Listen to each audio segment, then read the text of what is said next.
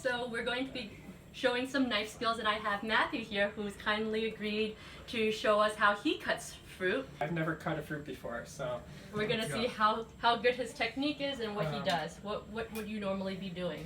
Well, I'm going to start with an apple actually, because I have no clue how to even do an orange. Okay, let's see. Is this dangerous? Yes. Okay, then that's all I'll do. No, keep going. I don't want to like kill anybody. I'll just keep the band-aids on hand. The sharp side, right? Okay. Yeah. Good.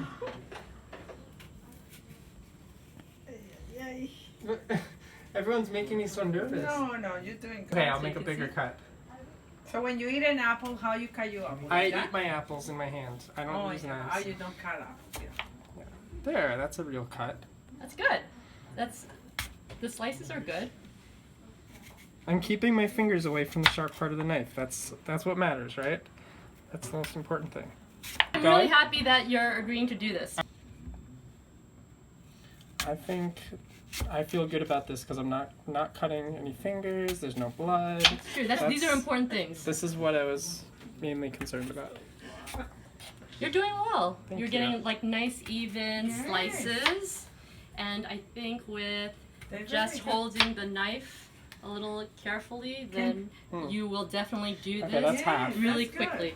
All right, so this is Matthew. So good job, thank you. you. And then I'm going to show you what I would do. So I can use this knife, which is what you used before, or I can use this knife, which is easier for me to use.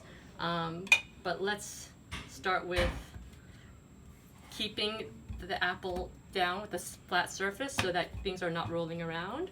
You want to have a claw hand so that you're moving the knife as you are cutting. And then the way to hold the knife, this is a paring knife, so this is fine if you want to do this.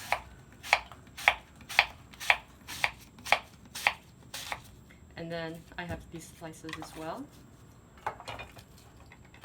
If I use a bigger knife, which I prefer to use just because this is a little bit of a bigger apple, again, I'm not using this, I'm not cutting here anymore because now this is a longer surface and I'm turning it around, and then here's the core. So I'm using my left hand as a claw and a guide, and instead of being away from the knife, you want to be up against the knife.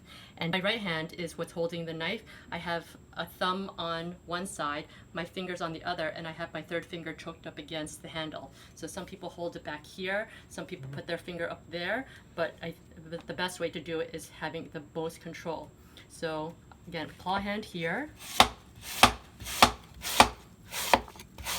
And once I get to the middle, I'm flipping it over. And then you have a full apple. So that's how I would do an apple that is even. And I'll show you a full apple. So how I would start would be to just, you know that there's a core in the middle, so, and this is already a stable base, so cut down, that's one, surface down, two,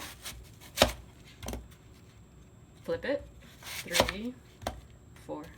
So now this is the core, which I can put away, and then I can just